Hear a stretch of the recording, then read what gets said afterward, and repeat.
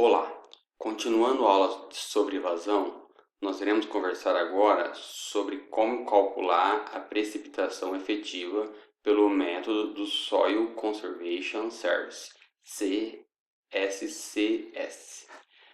O inventor desse método, ele pensou uma relação como a seguinte: o escoamento superficial real dividido pelo escoamento superficial potencial é igual à infiltração real dividido pela infiltração potencial. Com isso, nós chegamos numa relação vazão, precipitação, que é real, vazão vai ser real, a infiltração vai ser real e a infiltração potencial, chamada de S. Eu sei que a precipitação é igual a vazão mais a infiltração. Aí nós podemos isolar a vazão. E aí nós conseguimos chegar na seguinte fórmula, que a precipitação efetiva ela é igual a precipitação menos 0,2 da infiltração potencial, isso aqui tudo elevado ao quadrado, dividido por H mais 0,8S. Essa fórmula só pode ser utilizada se a precipitação for maior que 20% sobre a infiltração. Por quê? Quando começa a chover, toda a água que chove ela infiltra, porque o solo não está encharcado, tá bom? Então, no começo da chuva, não teremos escoamento superficial, porque a água vai infiltrar, tá bom?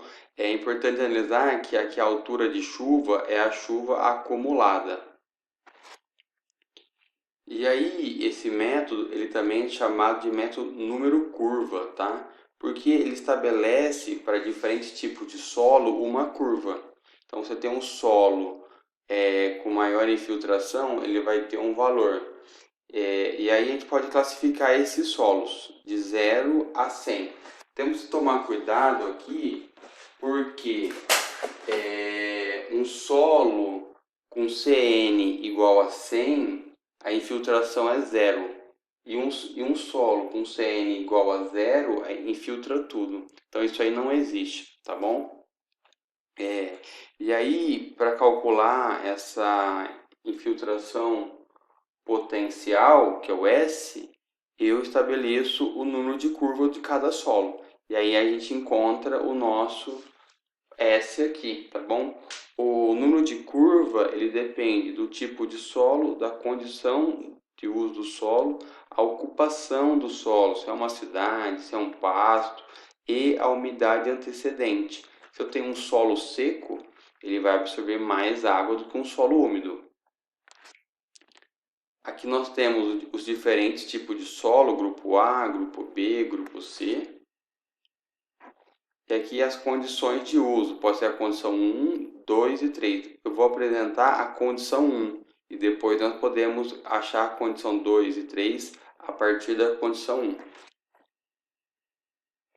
Um exemplo, calcular o número de curva médio de uma bacia de drenagem, que a área total é 3 km², sendo que 2 km é solo B e 1 km solo C. E o solo B eu tenho aqui uma curva de 98, 85, 92. E aí o solo C é a mesma coisa aqui, ó. Então, o primeiro método é ponderar esses números de curva em função da área deles. A área total é 3, e aí nós chegamos pelo método ponderado um número de curva de 85, e esse nós vamos utilizar no nosso projeto, tá bom? Eu tenho um segundo método também, que eu não vou apresentar.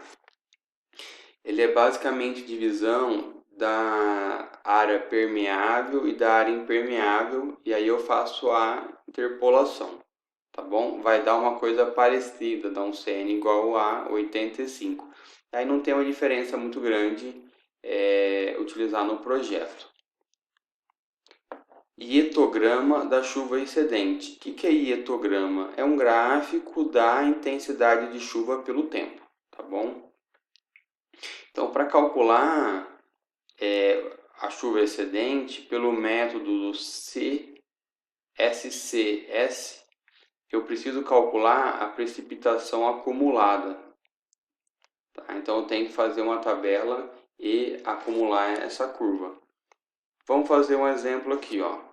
Calcular o hietograma da chuva excedente a partir do hietograma de chuva apresentado na tabela a seguir para uma bacia com número de curva 85. Então aqui na coluna 1 eu tenho o tempo de meia hora, foi verificado isso aqui num pluviógrafo. Nós temos a coluna 2, a altura de chuva, tá? A precipitação. Então choveu 5 milímetros, 8, 2, 42, 25, 3, um total de 100,8, desculpa. E aí, a primeira coisa que eu vou fazer é calcular a infiltração potencial. Vou achar o S aqui igual a 44,8, que é a quantidade de água que vai ficar retida no solo. Então, eu só vou ter precipitação efetiva quando o H for maior que 20% dessa infiltração potencial. Então, eu vou multiplicar aqui, ó. Então, 8,89. Então, aqui, ó. Aqui eu não tenho chuva excedente, porque aqui é menor do que 8,89. Tá bom? Mas vamos explicar o conceito. Esses dois gráficos já estavam na tabela. Aqui é o somatório da precipitação. Então, 5. 5 mais 8, 13. 13 mais 2, 15. 15 mais 42,3, 57,3. E aí, sucessivamente, ó. O valor aqui embaixo é igual a esse valor. Então, está correto. Tá bom? Agora, eu vou mostrar para vocês de onde saiu esse valor aqui. Aqui, pessoal, é precipitação excedente, tá? Alguns utilizam HE, alguns utilizam HEXC de excedente. Então, eu sei a precipitação acumulada de 13, tá aqui.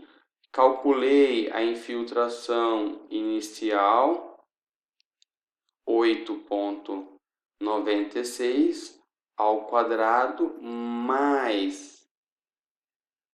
dividido por 13 mais 0,8 vezes o S. Quanto tinha dado o S? 44,8, tá bom? Era para estar aqui o 44,8. E aí isso dá uma infiltração, uma infiltração excedente de 35. Vou fazer isso para todos agora. O próximo vai ser 15 no lugar do 13. Essa parte aqui não muda. E aí nós conseguimos calcular aqui para todos. E a última parte, aqui nesse valor, é o acumulado. Então aqui eu vou tirar esse acúmulo. Então o primeiro é 0, o segundo é esse menos o primeiro, dá 35. 0,74 menos 0,35 dá 0,79.